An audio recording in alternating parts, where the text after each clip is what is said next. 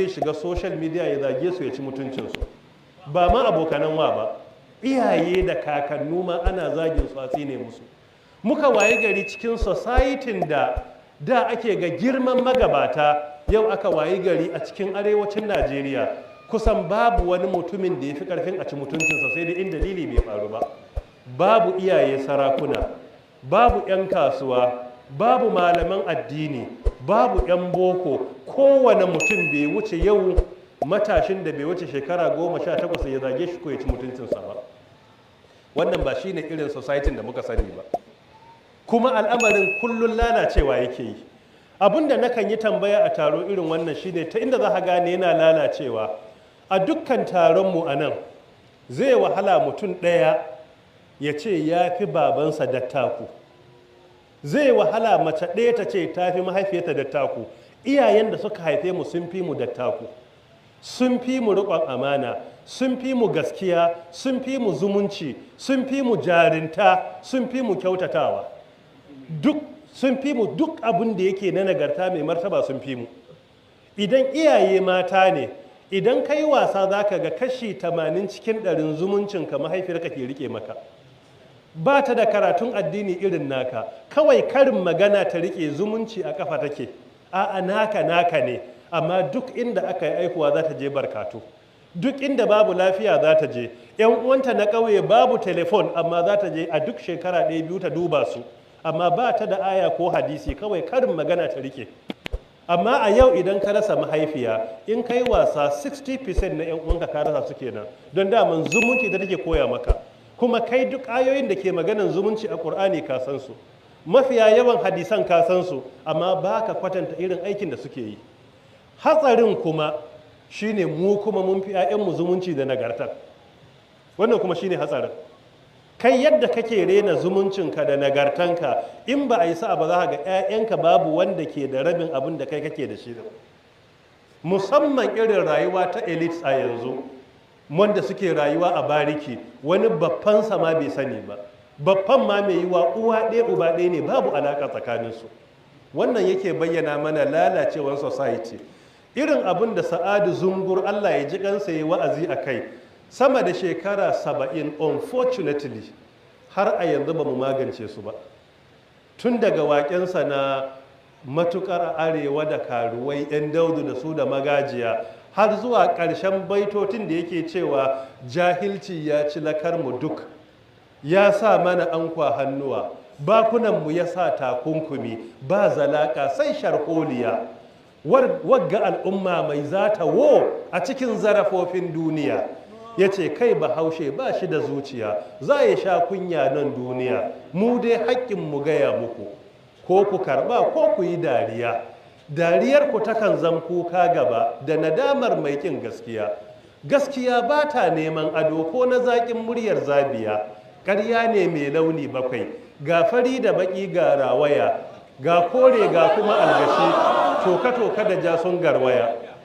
Kusan dukkan matsalolin da ya bayani akan arewacin Najeriya, unfortunately sama da shekara 70 babu ƙwaya ɗaya da muka magance ta a matsayinmu na al'umma, sai dai ma sun ƙara muni ne ninkin ba ninkin yadda shi ya bayani a wancan lokacin. Wannan yake bayyana mana muhimmancin maudu'i, cewa wannan maudu'i da mai martaba ya ce a yi magana a kai, da uwar marayu ta yi magana a kai, iya da muhimmanci. Saboda me? Saboda a tarihi na musulunci da kuma karantarwar addini, babu wani foundation da ke da muhimmanci a duniya kamar marriage a matsayinsa na institution, wato aure. Dukkan wani society, duk wani institution da ka sani a duniya, fa'idarsa wajen samar da mutum na kwarai bai kai fa'idan gida na iyali ba. Saboda mai, in ka ɗauki ko jami'a ko polytechnic ko college of education ko islamiyya ko haya islam ko masallaci ko abin da ya kama da haka, babu wani wurin da ke da tasiri, babu institution da ke da tasirin da ya kai gida. Me dalili? In ka ga mutum na da nagarta a cikin iyayenmu, za ka samu kusan halayen iyayensa yake koyi da su. halaye ne na iyaye. Kuma za ka ga duk wanda ya tashi gaban dattawa, imma malamai imma sarakuna, wasu dai dattawa, ko da ya kauce wa hanya sai ka gan shi da wasu halin karamci.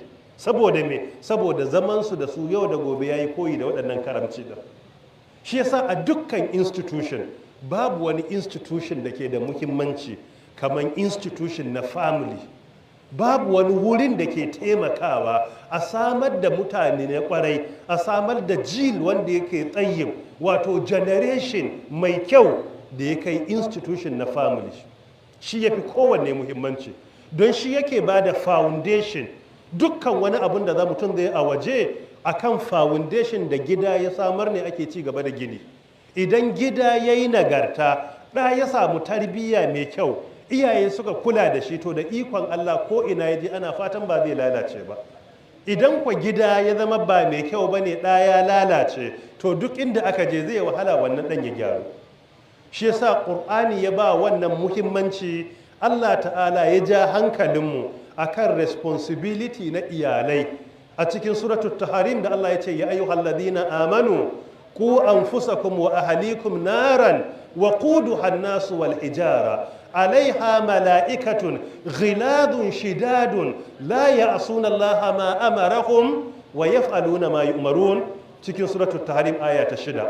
Allah ta'ala ya ce ya ku jama'ar da kuka yi imani, ku anfusakum, ku kare kawunanku, ku yi ƙoƙarin emancipating 'yanta kawunanku da iyalanku daga wata wuta. Sai aka kira wutan bin nakira, wato indefinite, wata irin wuta, amma siffarta waquduha an-nasu wal hijara alaiha mala'ikatun ghiladun shidadun la ya'suna Allah ma amarahum wa yaf'aluna ma yu'marun. Wannan wuta din a kanta akwai mala'iku masu tsanani, masu kausasawa, wanda ba sa saba umarnin Allah. Duk abin da Allah ta'ala ya ce su aikata, haka suke aikatawa.